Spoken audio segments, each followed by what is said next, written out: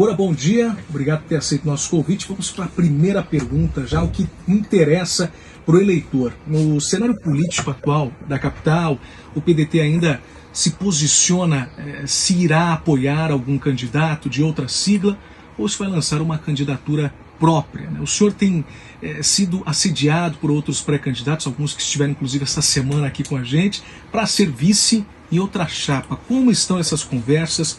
Bom dia para o senhor. Bom dia, Léo. Bom dia, Juliana. Bom dia a todos os ouvintes da Band News. É um prazer, em primeiro lugar, estar aqui, poder falar de política, poder falar de Curitiba.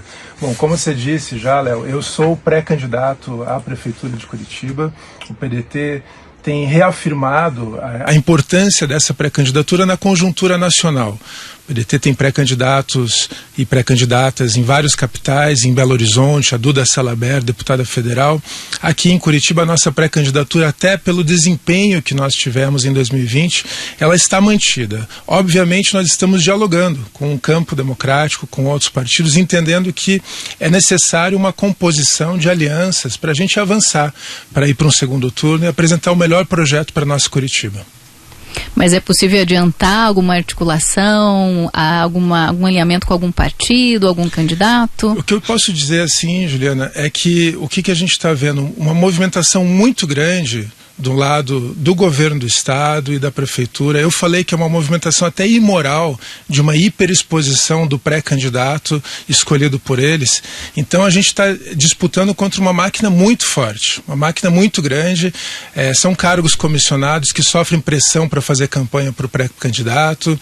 E a gente tem que, por outro lado, pautar uma discussão séria sobre a cidade de Curitiba. Eu estou conversando sim com o PSB, com o PT, com o PV, com o PCdoB, com a Rede, com o PSOL, até com o PSDB, a partir do foco principal que é Curitiba. A gente não pode só discutir alianças, a gente tem que discutir os problemas sérios da nossa cidade, a necessidade da gente ter um enfrentamento à crise climática, as políticas de habitação, a redução da tarifa do transporte. O que eu posso dizer com garantia para você é que toda aliança só se dará se houver convergência de programas para a cidade. Nós entendemos que o ano que vem, a próxima gestão da prefeitura tem uma tarefa de enorme responsabilidade de conduzir um novo contrato do transporte coletivo, por exemplo, além do contrato do lixo, além das melhorias da educação, mas no ponto focal do transporte coletivo, a gente vê que essa gestão que se encerra agora, com 8 anos de aumentos de tarifa, de extinção da domingueira, não houve uma redução sequer da tarifa, a perda de usuários em todos esses anos, a gente tem que ter um debate muito sério. Então estou conversando sim com outros candidatos, mas se não houver convergência de programa, se todo mundo não concordar que, olha, a gente tem que reduzir a tarifa, a gente tem que ter meios para fortalecer o uso da bicicleta, os direitos da pessoa com deficiência, as políticas de habitação, a gente não vai ter uma aliança. Por exemplo, nós queremos construir em Curitiba uma Secretaria da Habitação e da Regularização Fundiária. Curitiba, nesses últimos anos, investiu pouquíssimo em habitação. E a gente vê a carência que existe. São mais de 390 favelas, mais de 90 mil famílias que precisam de um domicílio. Até desculpa interromper o senhor, mas a gente vai tratar desses assuntos, até para a gente poder distribuir e provocando o senhor no bom sentido, para a gente poder falar disso. Léo, a gente vai ter aliança se houver convergência de programa. Cora, a questão, essa tragédia que tem acontecido no Rio Grande do Sul, para muitas pessoas que não discutiam sobre crise climática, começaram a discutir, mesmo que de forma leiga, e percebendo que alguma coisa está errada, alguma coisa não está certa. E, de fato, a gente está sentindo aquilo que muitos e muitos especialistas já apontavam há alguns anos, na verdade, talvez décadas.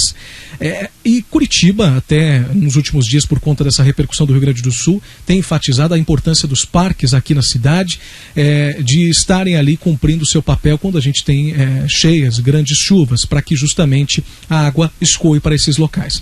Mas como que você observa o que tem sido feito para combater as crises climáticas ou mitigar os problemas e o que poderia ser feito a longo prazo nos próximos anos? Léo, a crise climática ela vai se manifestar em eventos climáticos extremos. Nós vivenciamos há alguns anos a crise hídrica, onde nós ficamos anos sem água. né? Uma crise hídrica com rotação de água, com uma dificuldade muito grande para toda a população. Esses eventos climáticos extremos, infelizmente, pela ação humana em todo o meio ambiente natural, no meio rural, no meio urbano, essa crise tende a se intensificar. Então nós teremos eventos climáticos extremos com mais intensidade. E esses eventos se manifestam dessa forma, com chuvas intensas, com secas intensas, com calor intenso, e a gente tem que preparar a nossa cidade. Então a palavra-chave é resiliência, é adaptação, é mitigação e investimento efetivo. Curitiba, a gente está na bacia do Alto Iguaçu. Nós temos as bacias internas do Rio Belém, do Barigui, do Ribeirão das Padilhas, e todas desaguam no Rio Iguaçu. O Rio Iguaçu, só para a gente lembrar, é o segundo rio mais poluído do Brasil, depois do Tietê. E a gente não vê uma ação efetiva do poder público, da Prefeitura de Curitiba, para essa despoluição. Nós estamos há 8 anos falando para Curitiba instalar ecobarreiras. Eu acho que vocês já entrevistaram aqui o Diego Saldanha, que um cidadão de Colombo, que por iniciativa própria instalou na beira da sua casa, no Rio Atuba, uma ecobarreira. Eu estou, Léo, há 8 anos cobrando que a Prefeitura faça a mesma coisa. E a gente não tem uma ecobarreira em Curitiba de fato efetiva. Então a gente tem para falar das enchentes, dos alagamentos, vamos olhar para o Parolim, para a região do Boqueirão, para a região da bacia do Barigui. Essas áreas têm que ter mais investimentos, tanto para a recuperação dos rios, tá? Quem pega ali a rua Canal Belém, sai da linha verde e segue ali a rua Canal Belém até próximo à estação de tratamento de esgoto da Sanepar. O que a gente vê ali? O Belém largado, abandonado, podre, e não tem nenhuma ação da Prefeitura de fato, além da propaganda de dizer que é a cidade mais inteligente, mais sustentável. Então a gente tem que tratar as crises climáticas com o máximo de atenção, com o máximo de responsabilidade e colocar isso no orçamento da cidade. Eu apresentei há poucos na Assembleia Legislativa um projeto que prevê o reconhecimento do estado de emergência climática em todo o Paraná, prevendo que todas as ações da administração pública devem levar isso em consideração.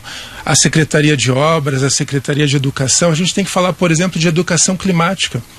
Com as crianças, com os jovens, a gente tem que criar esse novo paradigma de que esses eventos farão parte da nossa rotina. E no caso de Curitiba, em específico, a gente tem que colocar assim: temos uma herança urbanística muito positiva, mas isso, para os padrões que nós temos hoje em dia, para a escala da cidade, que é uma escala metropolitana, não é só Curitiba, é Araucária, é Campo Largo, é São José dos Pinhais, a gente tem que investir muito mais em habitação e na recuperação das bacias hidrográficas. Estamos conversando com o deputado Goura Nataraj, do PDT e pré-candidato à Prefeitura de Curitiba. Deputado, com relação às pessoas que vivem em situação de rua, a capital paranaense é a 6ª cidade brasileira com maior número de pessoas nessa situação. Esse dado faz parte de um relatório que foi divulgado no ano passado pelo Ministério dos Direitos Humanos e da Cidadania. Minha pergunta é: qual será sua proposta de campanha para atender a essa população aqui na capital? Da mesma forma, Juliana, a gente tem que entender a complexidade desse problema.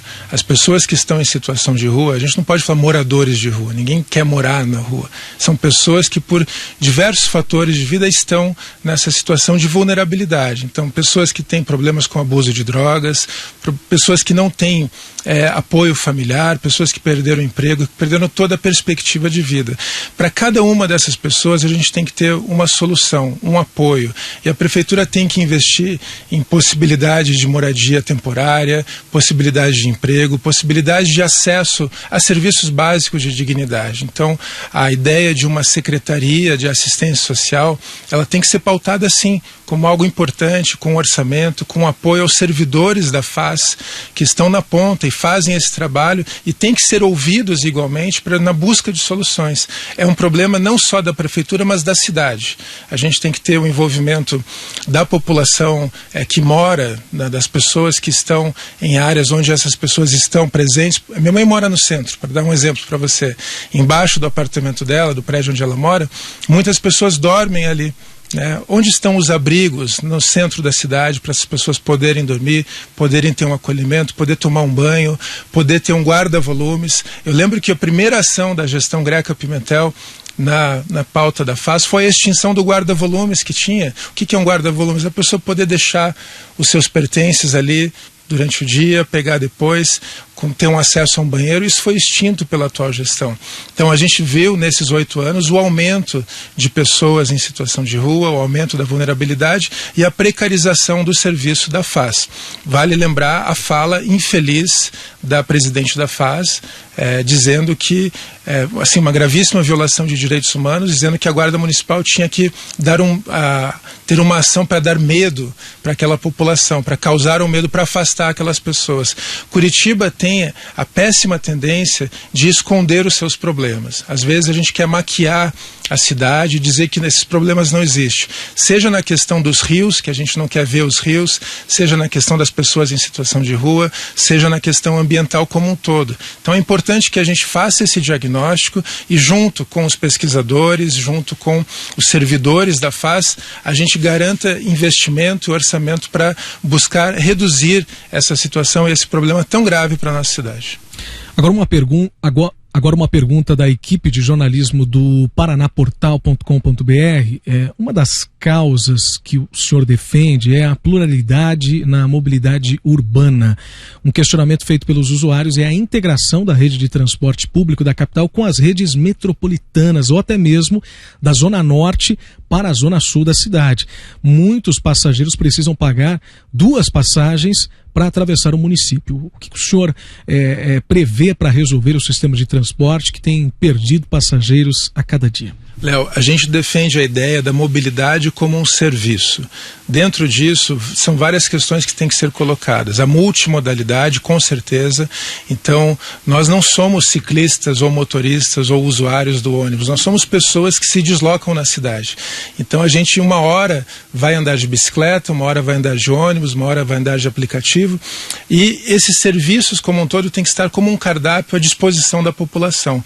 Nós defendemos a ideia de um bilhete único, de um cartão transporte que sirva para a pessoa acessar todos esses serviços, inclusive para o motorista do automóvel poder, sendo um signatário desse programa, acessar estacionamentos com um valor mais acessível, poder acessar a bicicleta compartilhada, poder acessar o ônibus à vontade. E Curitiba não tem nada disso. Como você bem colocou, a gente está perdendo usuários, não temos de fato uma integração metropolitana, mas nós somos uma cidade metropolitana.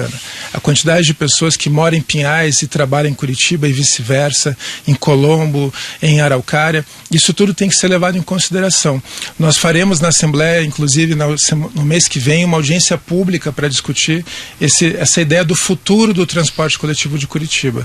Nós defendemos a multimodalidade, mas defendemos também a redução da tarifa. Você ter uma tarifa que é das mais caras de todas as capitais só afasta os usuários.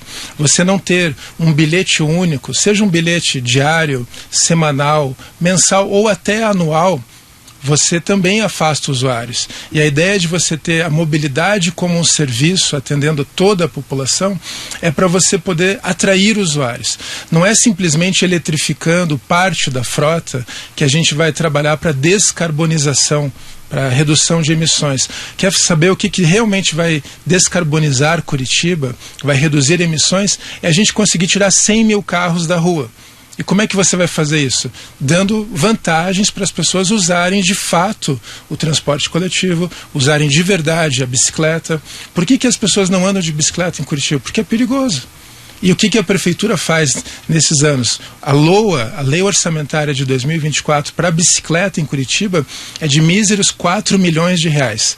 É o valor que o prefeito e o vice gastaram para fazer a nova estação que eles estão alardeando lá no terminal, perto do terminal do Cabral. 4 milhões de reais. É isso que o prefeito e o seu sucessor colocaram para orçamento cicloviário em Curitiba nesse ano. Não pode ser. A gente tem que pensar que a bicicleta tem que ser uma opção, o transporte coletivo tem que ser priorizado, mas um transporte mais barato, um transporte com vantagens e um transporte de fato integrado.